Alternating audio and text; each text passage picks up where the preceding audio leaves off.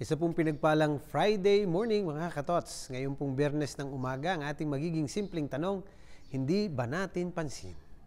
Hindi ba natin pansin dahil sa ating magiging pagninilay galing sa Ebanghelyo ni San Lucas, Kabanata 12, mga talata 54 hanggang 59, no? 54 to 59. At bakit po ang tanong ay hindi ba natin pansin? Kasi nga, dito sinasabi ni Lord, the signs have already been given. Hindi ba pag tayo tumitingin sa langit at kita nating maulap, sasabihin natin maulan. O kaya ay may makita tayong ganito, ay darating ang ganito.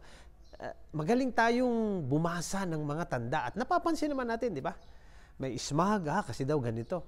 So, itong ating pagtatanong ng hindi ba natin pansin is more on the reality around us. Magaling tayong pumansin sa mga bagay na hindi tayo concerned minsan, pero pagdating doon sa katotohanan ng pangkaluluwa, di ba natin pansin?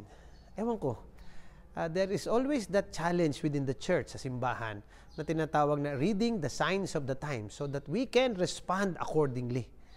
At talaga naman ganun, di ba? Pagkita natin ang maulap, ang ginagawa ng tao, kumukuha ng payo, o hindi na muna lalabas. O kung kita natin halimbawa nakasimangot ang kausap mo, hindi mo muna sinasalubong kasi alam mo baka mamaya magalit sa iyo. Ang dami nating responses according to signs.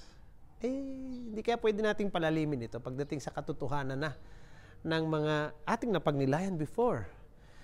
Between the choice between heaven and earth, between the choice of right and wrong, of good and evil, yung kahapon natin, yung objectivity of truth, of goodness. Di ba natin napapansin na yung mga signs ng panahon natin? Ewan ko, pero ang dami ng mas lalong namumroblema. Mental health, broken families, broken relationships, war.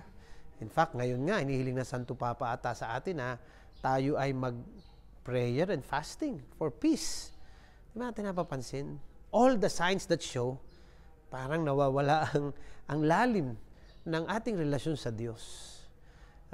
Hindi pa natin napapansin ang naibubunga ng mga mali nating pagpili sa mga bagay ng mundong ito over the values of the kingdom? Di ba natin napapansin na there are so many broken relationships because we just keep on pushing for a culture of death. A culture na pag-ayaw, palit. A culture, yung tawag ni Pope Francis, throw away culture. Instead that we work on a relationship, ang pinakamagaling, magpalit na lang ng relationship. And it's a warning, sa Pilipinas, talagang nagkakaroon tayo ng mga parang push na naman. The only country without divorce.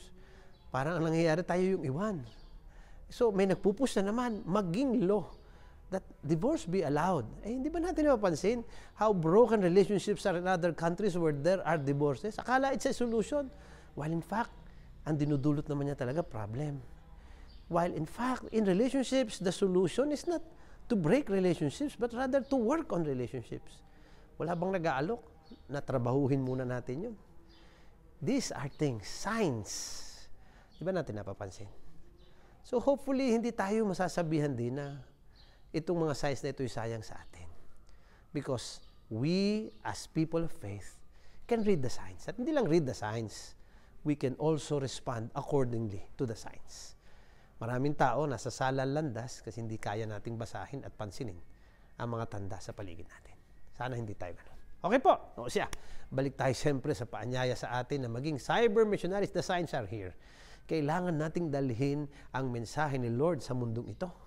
So, be cyber missionaries, evangelize lagi through social media. Like, share, follow po lagi itong ating page, ating Instagram at Thought for the Day, ating YouTube channel, TFTD Blessed and Blessing, at ang ating TikTok at Thought for the Day. Pagbati natin, siyempre, happy birthday kay Charity Rehanon, Apostolado ng Panalangin, sa ating loves dyan, si Belet Aquino, kay Nika, Engineer Nika, kay Nadine De Castro, kay Kenneth Holongbayan, sa aking pisa si Veronica de la Torre, kay Michael J. Riblesa, kay Angelica Macalintal, sa aking kumaring si Rachel Pulangos, kay Charmaine Aguila, pagbati din, happy birthday kay Father Reynel Sahul, sa naming pari dito, at abangan nyo yung kanyang AI picture.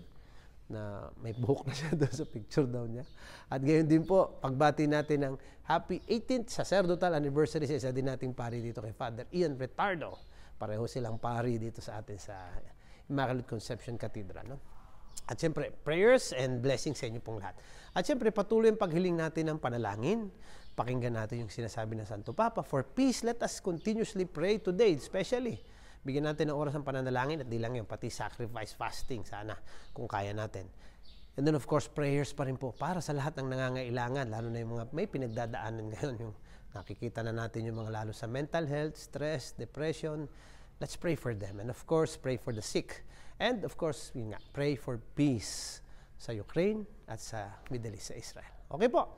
At syempre, kung tayo naman talaga mga taong nakapapansin, mga dapat pansinin, always be blessed and be a blessing.